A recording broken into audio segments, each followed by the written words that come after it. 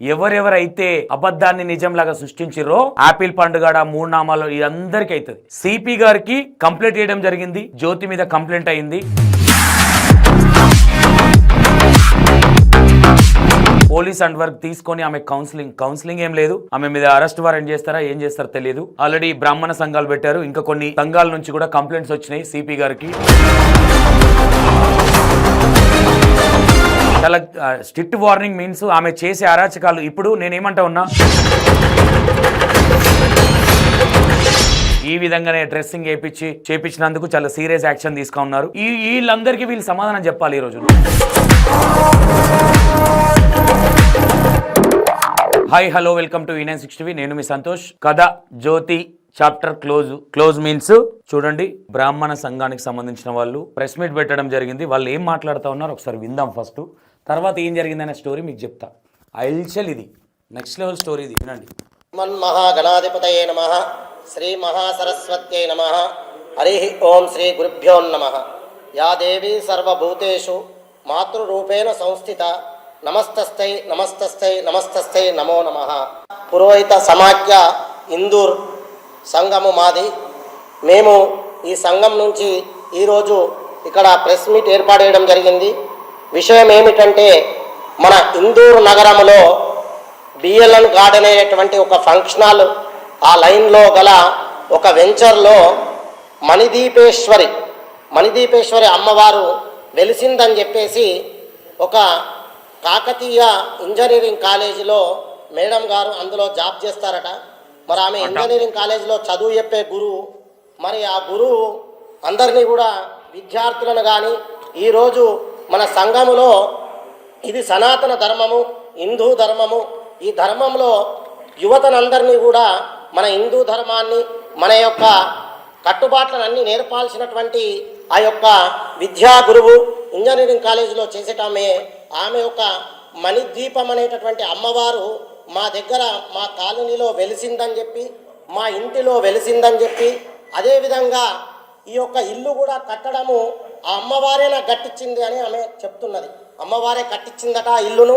ఆ అమ్మవారి ఇల్లే దాని పేరు పెట్టుకొని. విన్నారు కదా. ఇక నేను చెప్తా స్టోరీ మీకు. మీ జ్యోతమ్మ వారు ఇప్పుడు అందరికీ సమాధానం చెప్పాలా. ఇప్పుడు కరెక్ట్ రియల్ అనే ఎవరైతే ఉన్నారో అందరి మీద కేసులు కాబోతున్నాయి. ఎవరెవరైతే అబద్ధాన్ని నిజంలాగా సృష్టించిరో ఆపిల్ పండుగ మూడు నామాలు అందరికీ అవుతుంది. అయితే వీళ్ళు సిపి గారికి కంప్లైంట్ చేయడం జరిగింది. జ్యోతి మీద కంప్లైంట్ అయింది. పోలీస్ అండ్ వర్క్ తీసుకొని ఆమె కౌన్సిలింగ్ ఏం లేదు. ఆమె మీద అరెస్ట్ వారెంట్ చేస్తారా ఏం చేస్తారో తెలియదు. ఆల్రెడీ బ్రాహ్మణ సంఘాలు పెట్టారు. ఇంకా కొన్ని సంఘాల నుంచి కూడా కంప్లైంట్స్ వచ్చినాయి సిపి గారికి.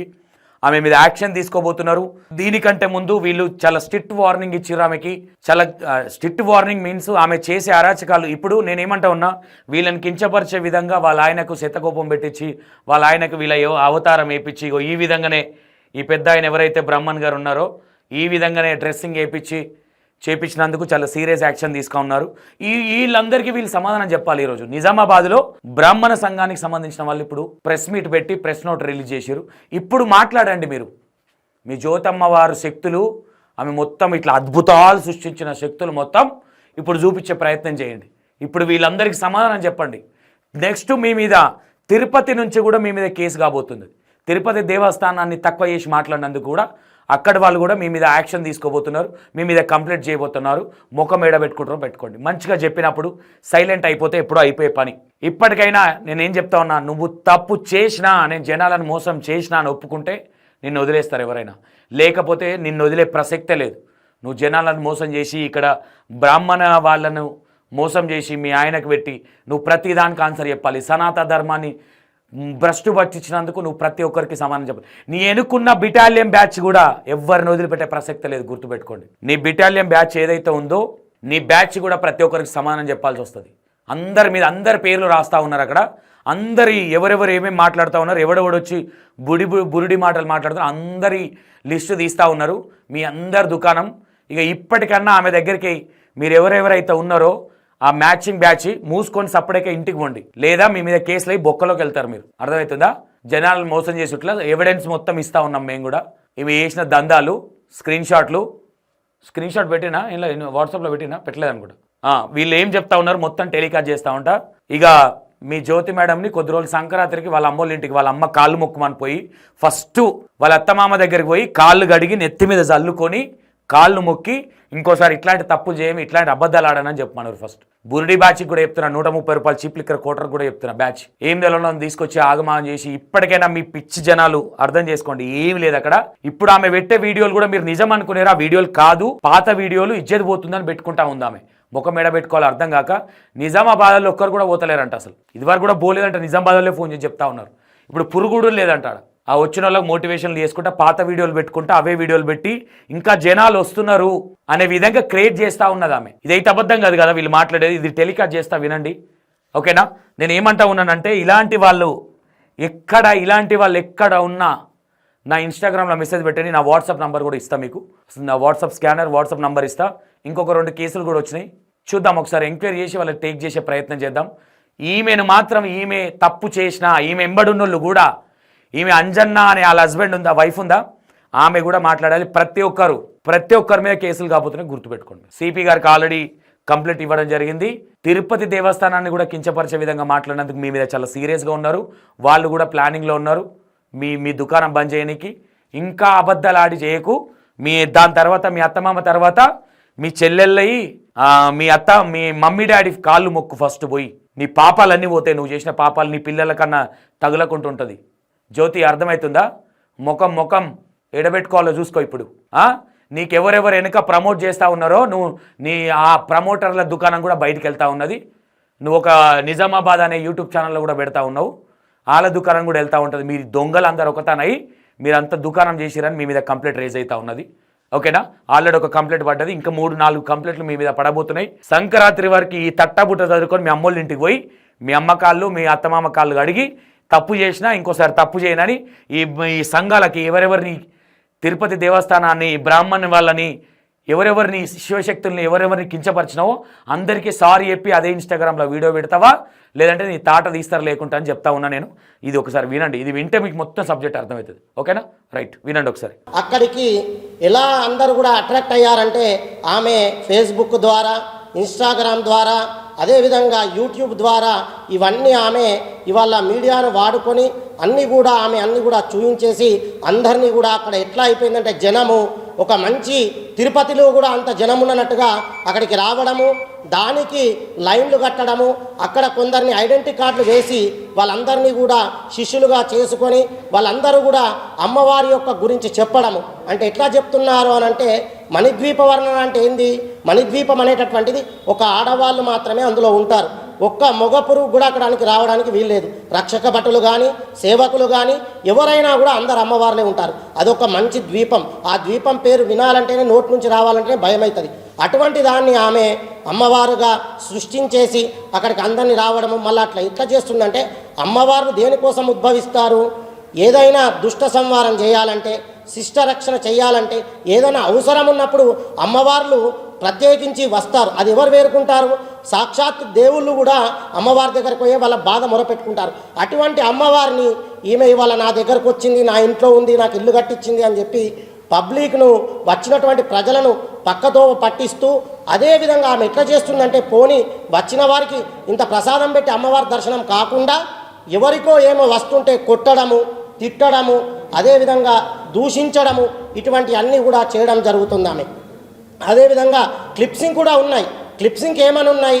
అన్ని క్లిప్లింగ్లో ఆమె పండబెట్టి పటాపట కొడుతున్నది, తన్నుతున్నది, దూషిస్తున్నది. అంటే వల్గర్ మాటలు. ఏదైనా అమ్మవారు మనం ఎవరైనా పంతుల దగ్గరికి మీరు వచ్చిండి అనుకోండి, కూర్చోండి అని చెప్పి మంచి సమాధానం ఇస్తాం, కానీ తిట్టడం అనేది ఎక్కడ జరగదు. గుడికి వచ్చినా కూడా మీకు అర్చన చేయించి ప్రసాదం ఇచ్చి చేస్తాం.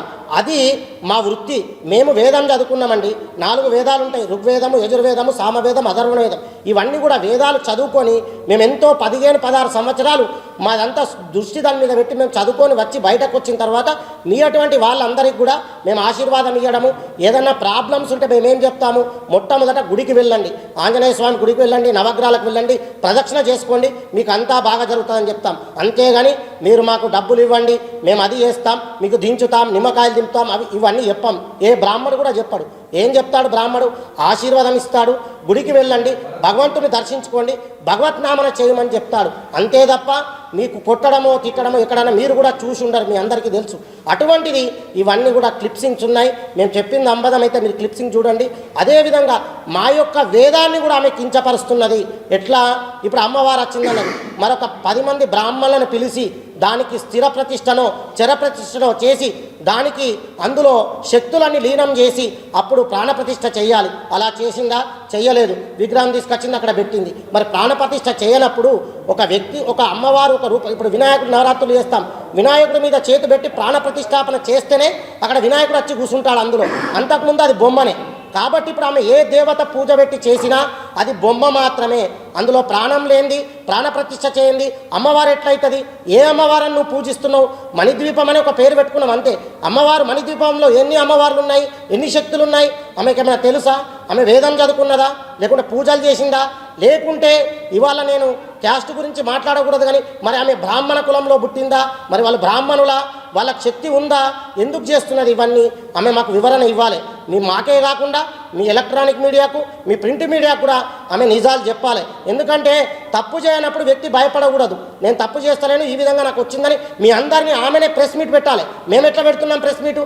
ఆమె కూడా ప్రెస్ మీట్ పెట్టి నేను తప్పు చేస్తలేను, నేను న్యాయం చేస్తున్నాను, నేను ఎవరి దగ్గర ఏం చేస్తలేను, కొట్టడం లేదు, తిట్టడం లేదు, ఆమె నిర్భయంగా చెప్పాలి. ఆమె ఏదో తప్పు చేస్తుంది కాబట్టే ఆమె చేస్తుంది. నేనేమనుకుంటున్నా అంటే ఇవాళ అక్కడ ఉన్నటువంటి వెంచర్ ఏదైతే ఉందో మరి అందులో ప్లాట్లు అమ్ముడు పోతలేవో, మరి లేకుంటే ఇవాళ రేపు కొత్త ఫ్యాషన్ అయిపోయింది. ప్రతి వెంచర్లో టెంపుల్ కట్టడము, టెంపుల్ కట్టి అక్కడ డెవలప్ చేయడము, మళ్ళీ ప్లాట్లు అమ్ముకోవడం. ఈ విధంగా అక్కడ కూడా మరి ఎవరైనా వెంచర్ వాళ్ళు ఆమెతో చేయిస్తున్నారేమో. మరి ఈ విధంగా చేస్తే అక్కడ ఒక టెంపుల్ అయిపోతే పక్కకున్న ప్లాట్లు అమ్ముడు పోతాయనేటటువంటిది కూడా కావచ్చు అనేటటువంటి 100% నాకు అనిపిస్తుంది. అంతేకాకుండా రెండోది, ఆమె ఈ విధంగా సనాతన ధర్మంను, హిందూ ధర్మంను పక్కతోవ పట్టించి దీన్ని కూడా ఇప్పుడే నమ్మటం లేదండి. ఇప్పుడు మేమున్నాం, పూజారులను ఎవ్వరు నమ్మటం లేదు. ఎందుకంటే మేము అన్ని తప్పు చెప్తున్నాం, మీరు పూజారులన్నీ డబ్బుల కోసం చేస్తున్నారని మాకు అంటున్నారు. మరి మీరు పూజారులు డబ్బుల కోసం, మేము స్వంతగా బ్రాహ్మణులము, మేము విద్య నేర్చుకున్న వాళ్ళం, మమ్మల్ని మీరు ప్రశ్నిస్తున్నారు. ఏమని? మీరంతా తప్పుడు పూజలు చేస్తున్నారు, మీరు డబ్బుల కోసం చేస్తున్నారని కొందరు వ్యక్తులు ప్రశ్నిస్తున్నారు. మమ్మల్ని ప్రశ్నించినప్పుడు మరి మమ్మల్ని మేము వేదాన్ని నమ్ముకొని, మేము పురోహితులను నమ్ముకొని ఉన్నటువంటి వాళ్ళము, మమ్మల్ని మీరు ప్రశ్నిస్తున్నప్పుడు మీరు అక్కడ వెళ్ళి ఆమెను ఎందుకు ప్రశ్నించరు? ప్రశ్నించాలి ఖచ్చితంగా. మీరు ఎందుకు చేస్తున్నారు? ఇదేమన్నా మార్కెట్లో సూపర్ మార్కెటా? లేకుంటే మన ఇడ్లీ దుకాణమా, టిఫిన్ దుకాణమా? ప్రతి ఒక్కరు ఒక దుకాణం పెట్టుకుంటా పోతే ఇదేం దుకాణం ఇది? మీరు అది ఏం దుకాణం ఓపెన్ చేసిండ్రు? ప్రతి ఒక్కరు గుడి పేరు మీద ఇవాళ అవలీలగా డబ్బులు వస్తున్నాయి. పూజ పేరు చెప్పి సంపాదించడం అవలీలగా డబ్బులు వస్తున్నాయి. అందుకని చెప్పి కూర్చున్న జాగల డబ్బులు సంపాదించేటటువంటిది ఇది ఒక్కటే ఉన్నదన్న ఉద్దేశంతో వాళ్ళు చేయడం జరుగుతున్నది. ఇది చాలా తప్పు. ఆమె చేసేటటువంటిది ఇది మణిద్వీపవర్ణన అనేటువంటి గుడి ఎక్కడ లేదండి. నాకు చూపించండి ఎక్కడన్నా మణిద్వీపవర్ణన అనే గుడి ఉందా? లేదు. ఎప్పుడు మణిద్వీపవర్ణన చదువుతారు? కొత్తగా గృహప్రవేశం అయితేనో లేకుంటే కొత్తగా పెళ్లి జరుగుతానో ఆ ఇంట్లో అన్ని బాగుండాలని ముత్తైదులందరూ, సువాసులందరూ కూర్చొని పుస్తకం పట్టుకొని మణిద్వీపవర్ణన చదువుతారు. అంతవరకే ఉంది. అంతకు మించి మణిద్వీపవర్ణన గుడి ఎక్కడ లేదు, ఏమీ లేదు. కాబట్టి దయచేసి మీ ప్రింట్ మీడియా, అదేవిధంగా ఎలక్ట్రానిక్ మీడియా అందరికీ దయచేసి మీ ముందుకు మేము ఎందుకు వచ్చినామంటే దీన్ని నిజాలు తెలియజేసే హక్కు ఒక మీ దగ్గరనే ఉంది. కాబట్టి ఇవాళ మేము ఇంత కష్టపడి ప్రింట్ మీడియా, ఎలక్ట్రానిక్ మీడియా దగ్గరకు వచ్చి ఇంత ఘోష చెప్పడం ఎందుకంటే దీని నిజాలు మీ ఒక్కరికే సాధ్యం. మీరు ఒక్కరే ఖచ్చితంగా దీన్ని బయటకు తీసుకురాస్తారన్న ఉద్దేశంతో మీకు జరిగిన వివరాలన్నీ చెప్తున్నాము. ఖచ్చితంగా ఇందులో ఉన్నటువంటి నిజాలు మీకు తెలియజేయాలి. అంతేకాకుండా మీ మీడియాకి వచ్చే ముందు కూడా కమిషనర్ ఆఫ్ పోలీస్ సిపి గారికి వెళ్ళడం జరిగింది. సిపి గారి దగ్గర మేము ఒక మెమోరాండం ఇచ్చాం. సార్, ఈ విధంగా ఇక్కడ జరుగుతోంది, ఇది మీరు నిజాలు నిగ్గు తేల్చండి. ఎందుకంటే సార్ ఇది హిందూ ధర్మాన్ని, సనాతన ధర్మాన్ని మనం కించపరకున్నట్టు అవుతుంది సార్. ఇది దయచేసి మీరు గమనించండి. ఇది ఇలా చేసుకుంటూ పోతే వేరే వాళ్లకు వాళ్ళకి లీనెస్ ఇచ్చినట్టు అవుతుంది, మన మతాన్ని మనం తగ్గించుకున్నట్టు అవుతుంది. కాబట్టి హిందూ ప్రజలారా అందరూ కూడా ఇక్కడ ఉన్నటువంటి భక్తులు కానీ ప్రజలు కానీ ఇందూరు నగరంలో ఉన్నటువంటి హిందూ ప్రజలందరికీ ఒకటే విన్నవిస్తూ చెప్తున్నాను. ఈ యొక్క అర్చకుడుగా నేను చెప్తున్నాను సార్, ఏంటంటే మీరు నమ్మకండి, మోసపోకండి. ఇదంతా మోసపూరితమైనటువంటి కుట్ర. దీన్ని నమ్మి ఆమె వలలో పడి మీ జీవితాలను నాశనం చేసుకోకండి. ఆ టైమును మీ యొక్క జీవితం మీద వెచ్చించండి, మీ యొక్క కార్యకలాపాల మీద వెచ్చించండి తప్ప అనవసరంగా టైం ఖరాబ్ చేసుకొని ఆమె దగ్గరికి వెళ్ళొద్దని చెప్పడం జరుగుతుంది. జై శ్రీమాత్రే నమః.